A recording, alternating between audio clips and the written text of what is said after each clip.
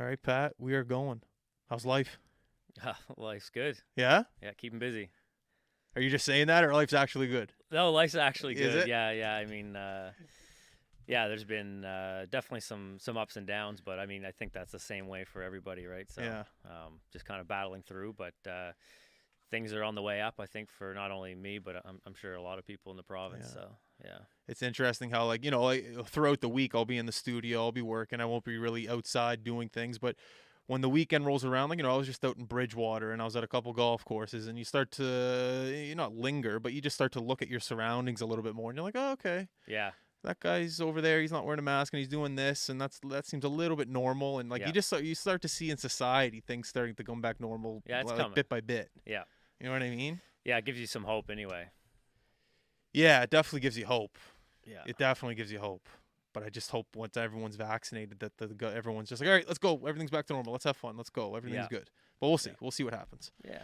So the gym industry, how is that through all this? Well, yeah. I mean, it's been a battle for um, everybody in the industry, right? I mean, Yeah, little easier if you're smaller, more independent to kind of make things work, and it's a little easier to adapt if you're a sole proprietor or somebody who has a really small business.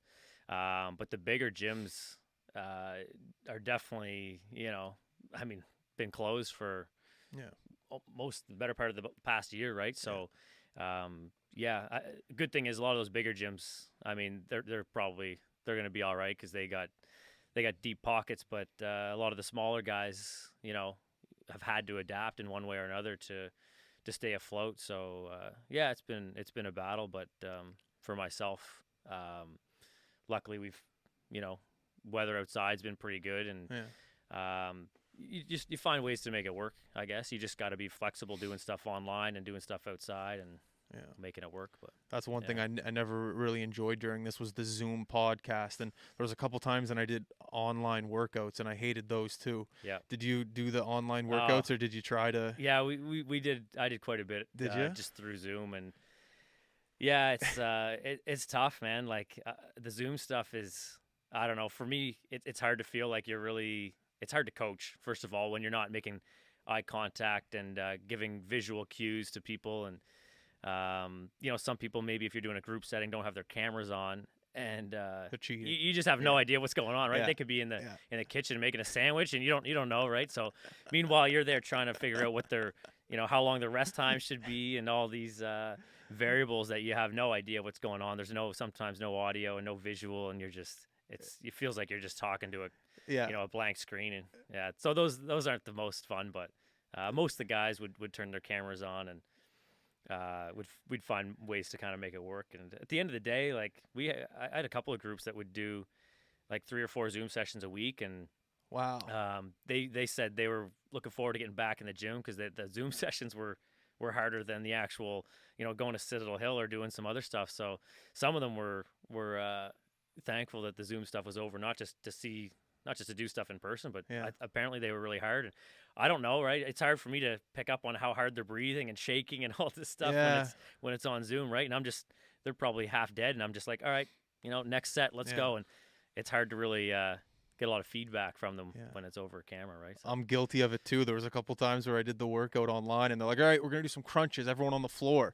But the laptop is like up on the island in the kitchen, so yeah, you can't see me you're just keeping it there and while I'm you're on just the floor, just recovering. I'm just Yeah, laying there for a couple minutes just like resting yeah, it out. But no, it's everyone had to adapt to all this. I'm done saying it. Like yeah, adapt, adapt, adapt. That's been the word of the year. You got to adapt to everything. But it yeah, is, like I said, it is nice that things are getting back to normal, and especially the workout aspect of. I like working outside, working out outside. That was one thing that was really tough for me was working out in the kitchen, not the best fresh air. yeah, Down here, I got this bike, and it's nice, but I enjoy being outside, and that's one thing I think with your workouts. You guys are outside. You like to shake it up a bit. You're not in a gym doing chest 5 days of the week. You're outside lifting tires on a beach, just doing yeah. something. I know you were like golfing with the boys the other day.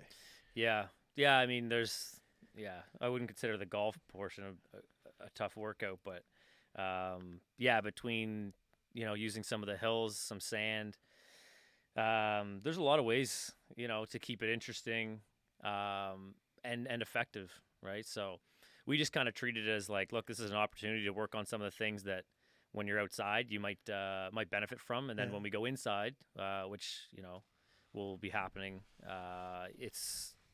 we get back to going into the heavier weights and everything like that, and kind of it's in a way it's good because the change can really benefit the body. And if we go from not lifting weights for 3 months and then go into the gym and start lifting, you're gonna see really good adaptations in the body. So it's all about keeping the right attitude and understanding that it might not be perfect, but at the end of the day, showing up and putting in the work is probably 95% of really what we got to do. So Yeah.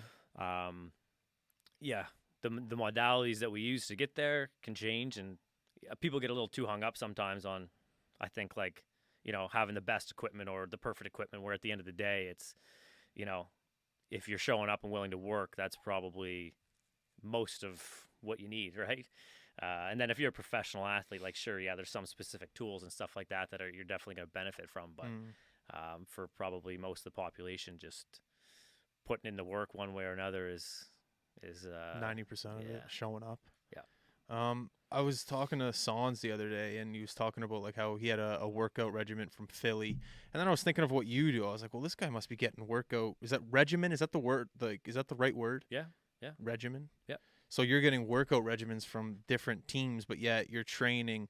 It seems like those pro guys are all in one group. You have a different group, and you have another different group. But I was just wondering, how do you look at all these? Are you looking at the regimens? Are you from the teams? Yep. Yeah. It's a tough job for those strength coaches at a professional level, because for a professional sports team, because Yeah. like for someone like me and Sans, like I have history of probably like 4-ish years on him Yeah. that a strength coach in Lehigh probably wouldn't have. Yeah. So a lot of the times, I think the fear of those, if it's someone from the Ottawa Senators or an AHL team, anything like that, I think I think the fear is that they're going to go home and train with somebody who maybe doesn't know what they're doing. Maybe they're working with a trainer that is not the best trainer. Yeah. So they want to make sure that the athletes in the summer are covered, and they're working with somebody who has an idea of what they're doing. But at the end of the day, if it's a qualified trainer working with one of these guys in the summer, like myself, and I'm sure there's a bunch of other ones in the city, they're generally going to want someone like me to kind of, I guess, kind of take the lead on not overriding their program, but more so just, I might have things to add to it that I know, like someone like Brennan might need to work on that maybe they don't know because they haven't seen him as long. Okay. Or maybe, just kind of getting to know them on a personal level, because it's hard to do that when you're training a whole team. Yeah, that was my there's question. Multiple guys. There's a lot of guys that are coming up and down, and it's hard to know what's going to motivate each guy and maybe what their tendencies are in certain movements. So it becomes, I guess, difficult in a big setting for those strength coaches to kind of figure it out. So they kind of just end up giving a bit of like a broad program that's not too specific, but they just know are good, solid exercises. Then I can kind of look at that and incorporate that into what I do, and maybe just add a few things and modify here and there. But at the end of the day, yeah, it's kind of, a lot of these guys come home with programs, and most of them are good because these guys who are writing these programs are, they're paid by a professional sports team, so they're good. But my job is to, I guess, kind of take a program like that and then just put my own spin on it, because they also don't know what equipment we do or don't have. So every setting is a little bit different, and the programs will change. Like, for example, we have a lot of flywheel stuff. What's a flywheel? It's basically like little inertia plates attached to a pull belt. This is going to sound really sciencey, but It's all good. it's instead of having a barbell, it's basically you're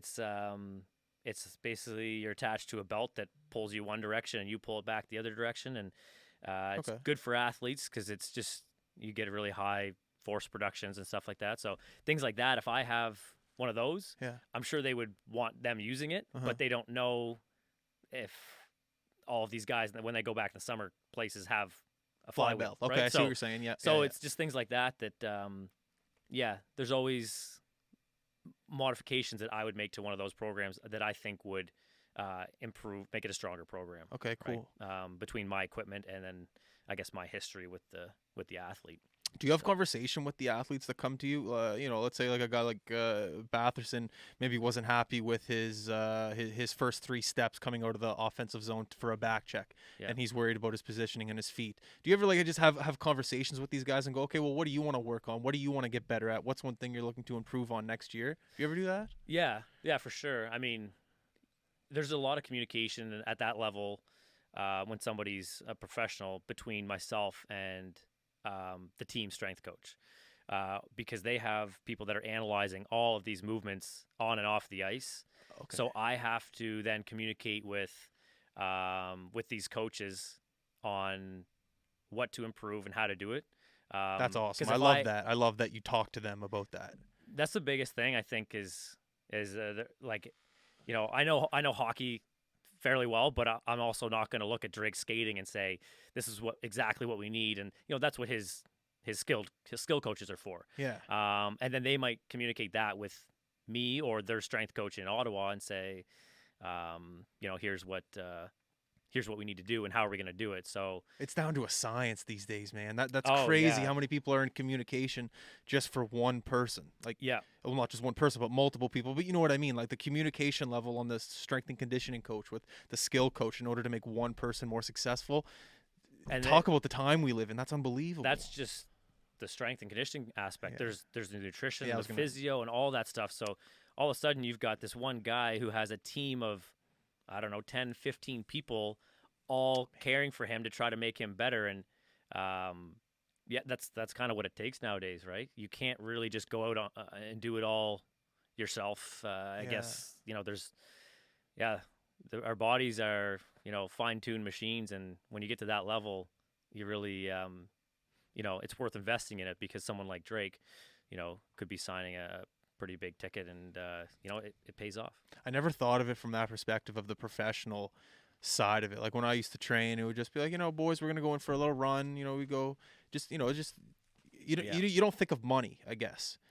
And I asked, who did I ask this question to? I asked I think a coach, and he was like a professional coach, and I was like, what's the difference between coaching in junior to the pro and guys that are getting paid? And he's like, well, I'm not a babysitter anymore. Yeah. Guys are it's their job. I don't have to say, hey boys, curfew at 10. Like you do whatever you want. Yeah. You're a pro. Yeah, exactly. It's not. It shouldn't really come down to a factor of motivation. It's Yeah. more about just educating and helping, not so much like you guys better show up at 9:00, and it's no. They know that they don't have to. You don't have to tell them. But how much fun is that though? Like you're coaching horses. You're coaching guys that just want to get up and go. Yeah, just giving them the right. Yeah, just I guess giving them the right tools to succeed. But they're all motivated and they know. I mean, every once in a while, I guess. You might run into a situation where somebody maybe lacks motivation. And even last year, to be honest, you could ask any one of the guys that I worked with last year.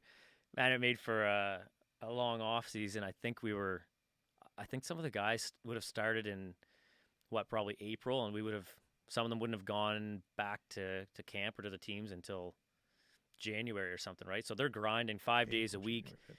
Yeah, that's all. Yeah. Yeah, like hour and a half workouts 5 days a week, and it's just, I think most of them know that they have to grind it out for 3 or 4 months in the summer typically, and they're ready to do that. But then when it goes to 5 months, 6 months, 7 months, they start to. I think that was one time we had to mix it up a little bit to keep things interesting. Like we were at the Dow Field doing some stuff. Like on a Monday morning and it's -4 degrees and we're just like, this is what we got to do to keep it interesting and keep the guys motivated. But at the same time, they're just, a little bit checked out, which you can't blame them. That's pretty rough. I think all of them were just waiting to get back their team. So yeah. It sucks when you work your ass off and you're not able to show it like on the ice, I guess. Yeah. And I mean, I think a lot of them would have been ready in October. We kind of had to have them ready because we didn't know when the seasons were going to start. So as a strength coach, that's like a nightmare because you want the guys peaking and ready for, a certain date and you work back from that date. But this last year, it was like, all right, no peaking, but I'm just gonna kind of keep you primed and ready to go at any given week. And that's whenever we get the nod, they're gonna go. But Yeah. made it a little bit tricky. But again, you kind of had to Yeah. figure out a way to keep them ready without burning them out. Yeah. Yeah. Yeah, I forgot about that time. There was a time where no one knew what was going on, and it could have came back like that. I forgot about that. Yeah. Um, You mentioned it earlier too. You said, oh man, I think I forgot it now. But you were asking about, I don't know, you know, I think it was. I'm just thinking of some of the pro guys that I worked with. If you had asked them what kind of stuff, like I think you mentioned like what kind what do of they want to do? yeah. So I mean, at the end of the day, if you if you were to ask them what they want to work on, and I think it would be a little bit different than maybe what the team wants them to work on. Like Yeah. there's always some guys who I think want to do whatever it's going to take to help them improve, and then there's some guys that, yeah, if you went on a Monday and you're like, what do you guys want to do? It's going to be like, we're going to hit the bench press and we're going to hit the curls and that kind of thing. So yeah. there's always, there's always going to be a handful of guys that I think just you got to kind of keep them on a leash. Yeah, I think so. Yeah. But I think at the same time they know what's good for them and what they need to do, and they're willing to do it. But yeah. No, I love the gym atmosphere. It's fun. I miss it, especially with a group. Like your social media is great for that. I love watching all those guys together, work together. And I remember watching some of the younger guys train. I don't know where you were the other day. You guys were just outside. It was like Keon Bell in that group.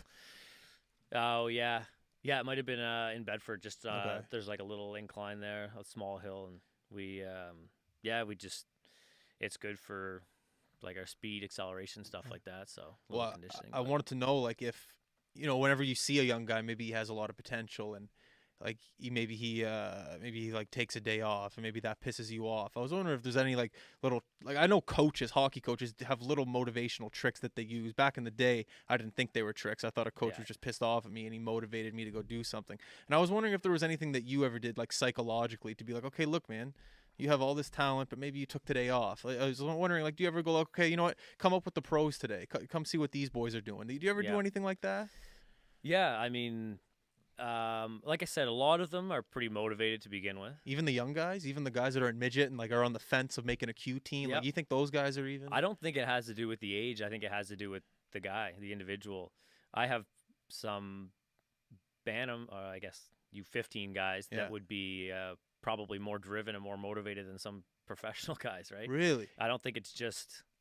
I think it's just in our DNA, right? Like how kind of how you're motivated or how motivated you are as an individual. But at the end, like we have. I think that group that you might have seen in a photo or a video, in particular, I kind of there's a group that was under 15, and then kind of paired with a group that was under 18, and maybe a couple guys like Kian, who's a little bit who should be playing in the Q next year. I got them to work as one big group, basically, because there were one or two kids in the younger group that I said that do have a ton of potential. Yeah. And I think I just turned my flashlight on. Oh, it's all good. But again, are maybe lacking a little bit of I don't know if motivation is the right word, but they just it's detail at the end of the day. Like if I'm saying I want you to do this and that, a lot of guys just nod their head and are kind of checked out. But like if you saw Sid or Nate or those guys in the gym, anytime they were inside the gym, you would see they're so focused and everything is very specific in the detail. Yeah.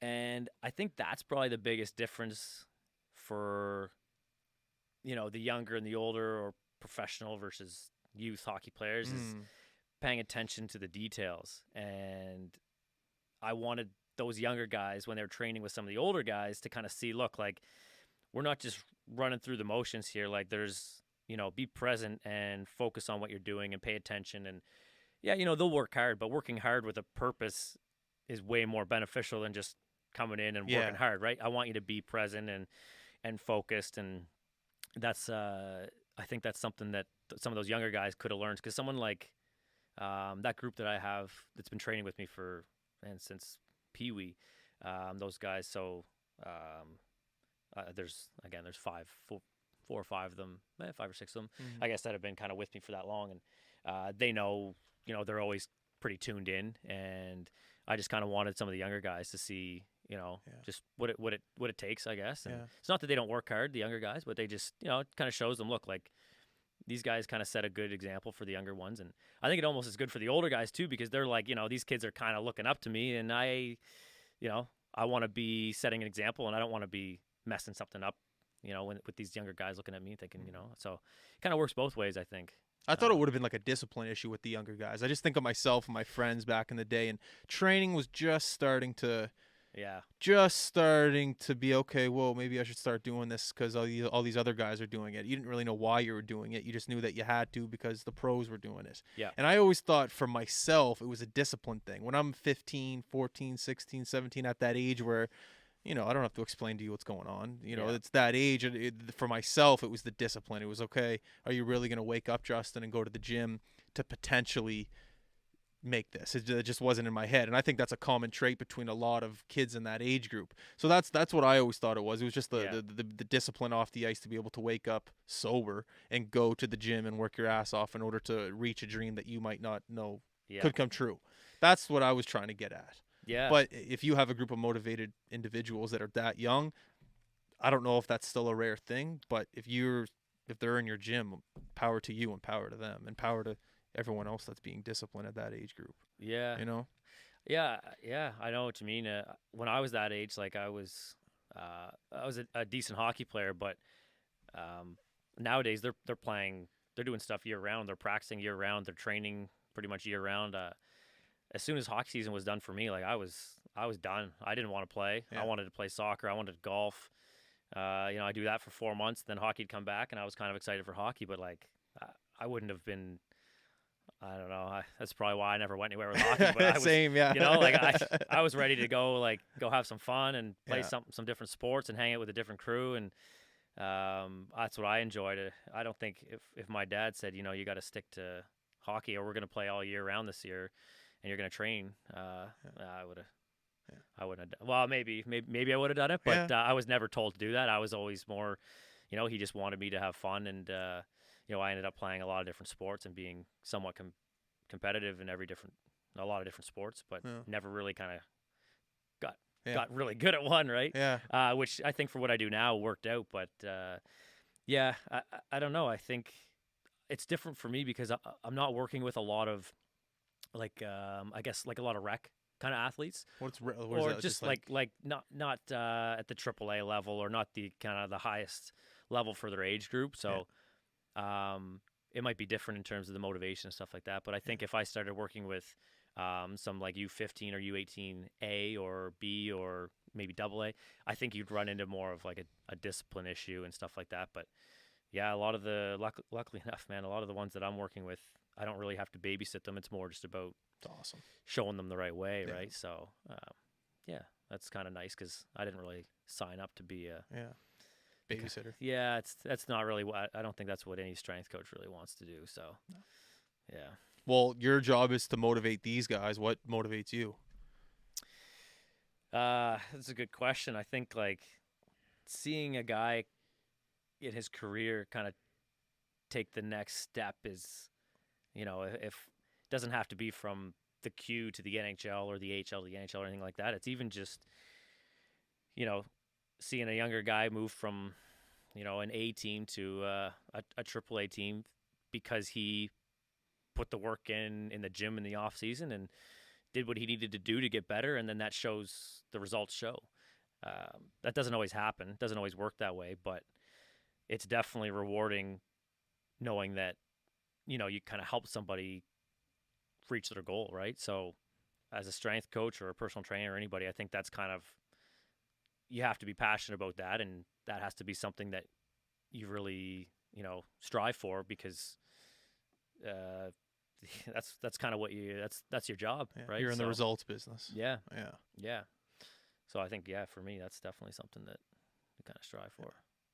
I remember I saw in a picture of you. I think it was with Luke Green when he was drafted to Winnipeg, and he was in his jersey. It's Yeah. like just like seeing a guy get drafted from your camp. Like when I was thinking of the question to ask, and I was like, I was hoping that would be the answer. It's just like seeing a guy. Obviously, yeah, NHL's great, but just any role, just going from A, double A, triple A, just getting a little bit better. Yeah.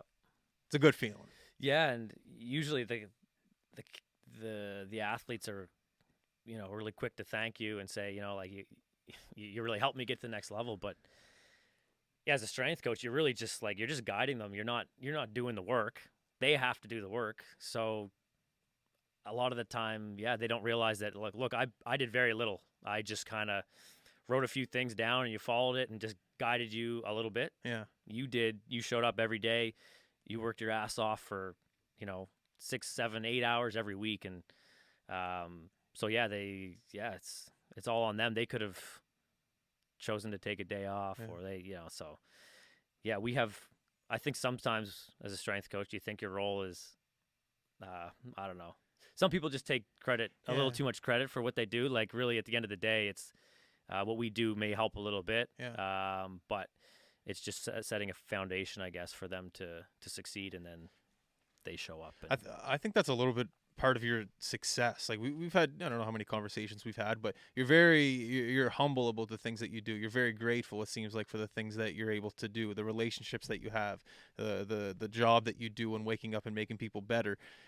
I think health and fitness is the biggest thing going right now in the world, and there's a lot of people doing it. My Instagram page is full of guys lifting weights and eating healthy and all that shit. yeah, And it just seems like you're the type of guy who's very you're, like I said, you're just grateful for the opportunity that you're in, and I think that's a big part of your success and why guys trust you, is because you admit to that.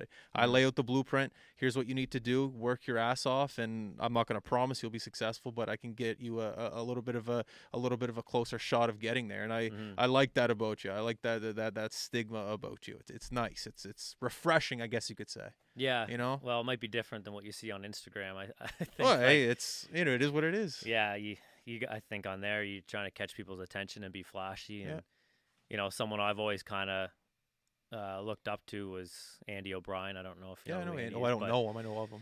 yeah, and, I mean he doesn't have much of a presence, huge presence on social media, and you're not going to see him, you know, showing you how much he can bench press or jump around on balls or whatever it might be. He just kind of goes about his business, and he doesn't really have to do too much advertising or The put too work much talks flashy for on him. there. Yeah. So I think that's kind of the way I guess try to go. I mean, I don't think I am too flashy, even if I wanted to be or tried to be. So I kind of just stick with what I got, and someone like Andy would be the kind of guy who I think would be, for me, someone to kind of follow in their footsteps, look up to, and yeah. Have you ever had a conversation with Andy? Oh yeah. Oh yeah. Yeah, we talk. I don't know when the last time I talked to him was. It would have maybe a month ago or something like that. But What do you guys talk about?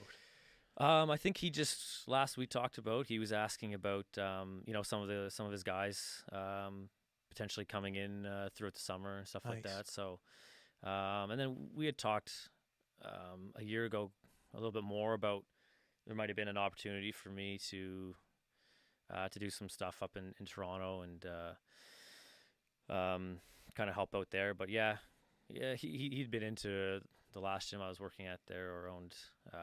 He'd been around a lot, so kind of got to know him a little bit, and just kind of kept in contact since then. I mean, he's a great guy, and obviously really good at what he does, and have a ton of respect for him. So if you can ever kind of keep somebody like that around as in your network, Yeah, definitely. for sure. Yeah. Well, it's interesting because Sid trusts him with everything, and I guess Sid always talks about him back in the what's the camp in PEI where they met. St. Andrews, Yeah. and he talked about how he was so different, and how his nutrition plan. I think he talked about the nutrition side of it, Yeah. and how just different he was. And this was also back when the workout of hockey players started back in, I don't know, God knows when.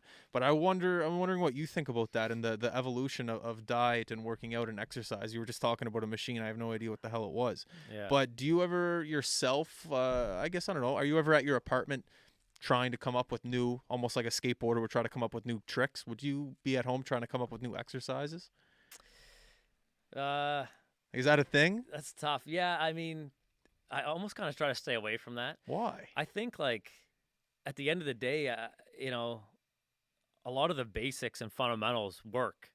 So it's about like just sticking to a plan and doing Okay. that. Like there's a lot of unnecessary exercises out there on like on Instagram and stuff like that that Really? look cool, but you know if you're I can't think of a great example off the top of my head here, but if you're just doing a regular lunge with a couple of dumbbells in your hand versus maybe you're balancing on a couple of balls or something like that.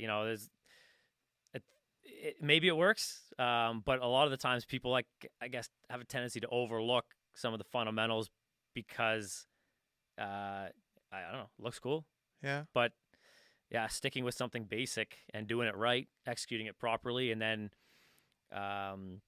we always talk about like loading parameters, not exercise selection, which means basically like if I'm squatting, a squat's a squat. It's not that I need a new exercise, it's that I need to program the parameters so that we're seeing progress, meaning like the tempo, the speed you're going up and down, the load, like how much weight you have on there, the rep schemes, the rest times, that kind of thing. So generally speaking, you should be there's exercises that work. Use those exercises and then monitor progress or try to improve adaptations by altering the parameters of that exercise, meaning changing those things that I just mentioned. It's not that the exercise itself needs to be different every week or something like that. So I think generally we just kind of try to look for new things because a lot of people get bored. Yeah, that's a good point. Yeah. But at the end of the day, if you're a professional athlete, like, I don't really care if you're bored. Like, if this works, like, we got to do it. So stick with it. You know what I mean? Instead of, saying, oh, let's try it this way or this way or this way and throwing a bunch of different crazy variations that probably aren't as effective as the original. Don't get me wrong. There's certain things that I think like our bodies, we do adapt, we do adjust to things. So we need to be changing. But I just think sometimes we change the exercise from a good fundamental exercise into something that is maybe unnecessary or maybe necessary for some people because, again, like I said, they get bored. But if you're trying to become a professional athlete, you got to get past the boredom. We got to find a way to get you motivated and trust the process that this is going to work, and we're gonna be deadlifting for 6 weeks or whatever, right? So, I don't know. Flashy is for some people, for people that maybe struggle with motivation and just want a new challenge. But we don't. That's cool. I try not to do, too much of that stuff. Do you ever have to hold athletes back that want to work their ass off maybe a little bit too much? You ever have to go, whoa, whoa, whoa, you're right, you did enough reps. That's all right. Let's go. Yeah, sometimes I guess. I think, I think sometimes people think that more is better. But what if? Are you thinking about the future? Like, what's tomorrow going to be? Like, let's say like today we did a lot of lower body stuff, and told a lot of the guys to go for just like a light jog. More so just to like work on a little bit of aerobic stuff and maybe like almost kind of flush the legs a little bit from the hard leg workout. So if they then all of a sudden start sprinting and stuff and their legs are dead, then, have you thought about what we're going to do tomorrow? Like if I'm saying, let's go 50% for 15 minutes and you decide to go 80% and absolutely destroy yourself, then, it might ruin what we're trying to do the next day or, so there's always a plan in place. And there's some guys that I guess will think like, yeah, I always have to do more reps until failure, or I always have to max out. Yeah. So is that a big part of your job though? It seems like an underrated part of your job. Yeah, it is. Like if you watch someone like Sid in the gym, there's a time and place for everything, but he's 33 and he's 33. There's probably a time where he's pushing it in the gym, but right now in his career, he's probably just trying to maintain. He's probably not going to try to get faster. So it's a different approach for someone like that. But yeah, you definitely there's definitely a time to push it, but more isn't always better. And yeah, some guys that I train, definitely would ask to do more or would do it. I could say, I want you to do 5,000 push-ups today, and some guys would try to do it, right? So I think yeah, as you start to become a pro or an elite athlete, you kind of realize that there is a purpose behind what a lot of these coaches are telling you to do. And yeah, we can appreciate the motivation, but it's not always better. Put that time and effort into, you know, into other things like your recovery or your nutrition or not drinking on the weekend or whatever it is, right? Mm, So, because yeah, there's some guys want to do more in the gym, but yeah. maybe they're better off doing less at the Yeah. bar. Like Yeah, I don't that's know, true. right? So, Yeah. but The reason I asked that question is one because of injury. Guys that come into the summer to work out and maybe they do have an issue with their knee or an issue with their shoulder, and they think that maybe just getting muscle around the injury will help. I don't know yeah, but that's why I asked the question, because there's some guys that could come in, be injured, want to be healthy for training camp in September, August, and you have to go, whoa, whoa, whoa, let's relax here for yeah, a second. That's why I asked the question. yeah. That comes up quite a bit. I think with a lot of the hockey players that I work with, it's I think it's changing now. But maybe when you and I played, we did not that I don't know about you, but I didn't really train for hockey until I'd go into the Mount A weight room and do a couple of curls on my days off, or maybe even on game day. Then I didn't, it Yeah. wasn't hockey training; it was Yeah. just meathead training, right? Yeah.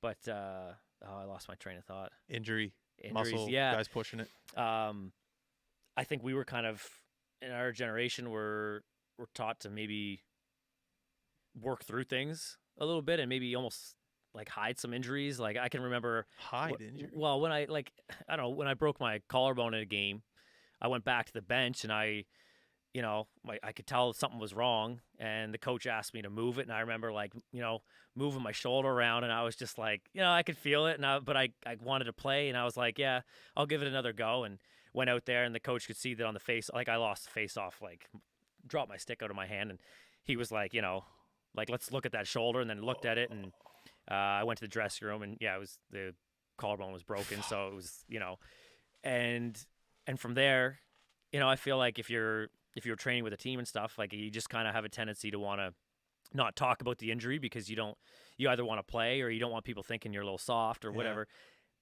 But now I think guys are a little more educated in the sense that this coach is trying to help me, and if I can't do this because my knee hurts, I'm going to tell him because it might be making it worse, right? So hockey has that culture of Suck it I up. think yeah, just kind of playing through things. Yeah.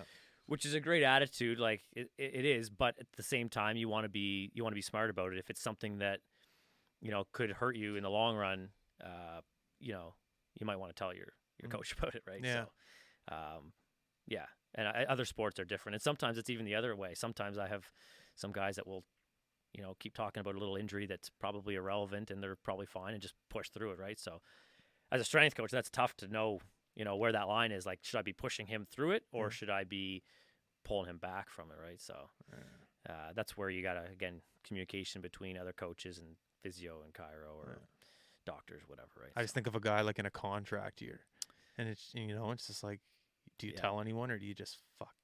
It's like, honestly, like some guys like might be safe with you, and let's say we got a guy in Nashville and calls you, look, Pat, like I'm injured, I'm not telling anyone, but just tell me, has that ever happened? Like a guy that didn't want to tell his staff or anything like that? No, I can think of one player who maybe wasn't like fully disclosing the injury to like a Staff member. Yeah, it was a pretty big event that he didn't want to miss. Yeah. That was probably huge for his career. But yeah, other than that, like, nah, I mean, yeah. I'm just saying, like, guys but have trust with you, is all I'm saying. Like, guys trust you and listen to your opinion, and if they don't trust not that they don't trust the team, but they would just rather your opinion than let it out to someone else. I just feel like that would be more, I feel like that would happen a lot more, and if it doesn't, it doesn't. I don't know, who am I to say it does? I think I'm also not like, if there's guys in the NHL, like, they're not texting me being like, hey, Pat, like, this is what's up. They're going to talk to the guys on the team, I would think. Yeah. All right. So, yeah, but sometimes you hear of some things through people that you might know happen that maybe isn't getting fully disclosed. But yeah, they've got a big network of people there to help them. So good. Yeah. Thoughts on? Well, I was going to say thoughts on stretching, but I'm going to switch it and go thoughts on yoga. You're a strength coach, so Yep. but you're big in, like, what do you think about yoga? For hockey players or for anybody No, just in general. in general. Yeah. I think it's good. I It's think not great. It's just no, it's no, just I no. think it is good. I mean, it really depends on the person. I think if you only did yoga, you're probably missing out on some things that could benefit you. Yeah. But I think for the average person, they will benefit greatly from yoga Okay. and athletes as well. Um, I just think there needs to be healthy. You probably need something a little bit more, like some form of resistance training. In yoga, you don't get a lot of that, but yeah, so many people are limited with their movement that it can teach you a lot of things, and it can definitely help. Like I'm not huge on. We don't do a ton of static stretching. I don't know if you know what I mean, What's but that? like if you're laying on the floor, like holding your leg up and stretching your hamstring for you know Like trying to get it above your a leg type. minute or Yeah, two at a yeah, time. yeah, Like we yeah. don't do a lot of static stuff. We do more like that would be the difference, I guess, between like mobility work and then like static stretching.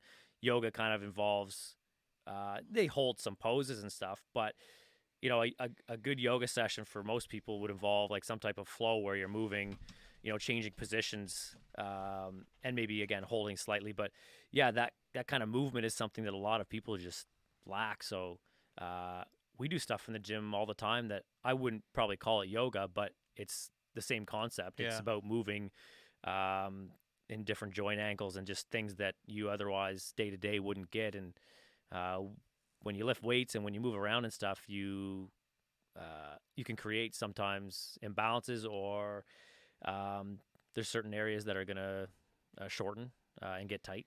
So yeah, things like yoga. Yeah, I think everybody should be doing well. Yeah, I think most people should be doing yoga Mm, regularly. mm. Just depends on what your goals are, but Yeah. it can definitely be good for injury prevention and not just injury prevention, but uh, like certain movement patterns and moving in certain directions and stuff like that. If we can't get into certain positions, you're going to be lacking the ability to change directions or produce force and stuff like that. So yeah, Why are hockey players so big on hip mobility? I think it's just if you look at.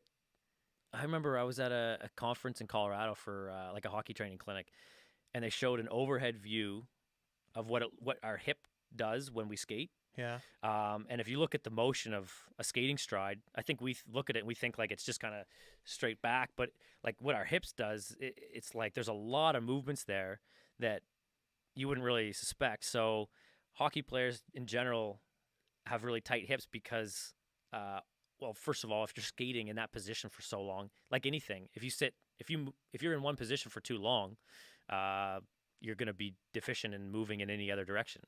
So um, yeah, I think it's definitely like if you look at that skating stride, your hips are kind of where you're crouched a bit, so there's a bend in our hips, a bend in our knee.